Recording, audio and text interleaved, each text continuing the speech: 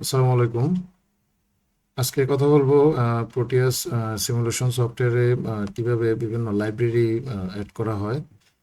আমরা যখন নেট থেকে কোনো ফাইল ডাউনলোড করব সেটাকে জিপ ফাইল আকারে বা রার ফাইল আকারে পাই। এক্ষেত্রে ফাইলটা আমাদেরকে প্রথমে এক্সট্রাক্ট করতে হবে।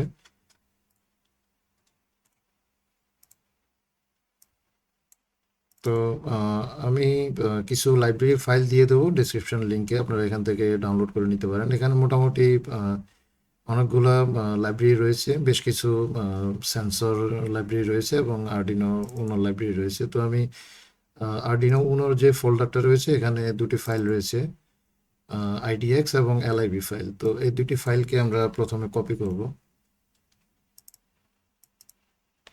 এখান থেকে আমরা চলে যাব আমাদের প্রোটিয়াসের যে ইনস্টলেশন যে ফাইলগুলো রয়েছে এখানে ল্যাব সেন্টার ইলেকট্রনিক্স ফোল্ডারে। এখান থেকে লাইব্রেরি যে ফোল্ডারটা রয়েছে এই ফোল্ডারে পেস্ট করব। বেশ কিছু সেন্সর এবং আরডিনোর বেশ কিছু বোর্ডের লাইব্রেরি আমার আগের থেকে এখানে পেস্ট করা রয়েছে, যার কারণে রিপ্লেস এই পপ আপটা আসতেছে।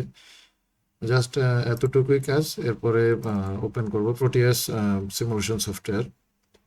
তো এখান থেকে যে পি বাটনটা দেখতে পাচ্ছেন, এই পি বাটন থেকে আমরা এখানে যে সার্চ বক্স রয়েছে, সার্চ বক্সে এখানে আরডিনো যদি টাইপ করি, এক্ষেত্রে আরডিনোর যে বোর্ডগুলো রয়েছে যেমন মেগা 2560, আরডিনো উনো আর3, তো আরডিনো প্রো মিনি, এ ধরনের অনেকগুলো বোর্ডই রয়েছে আমার এখানে লাইব্রেরি ইনস্টল করা, সবগুলো শো করতেছে।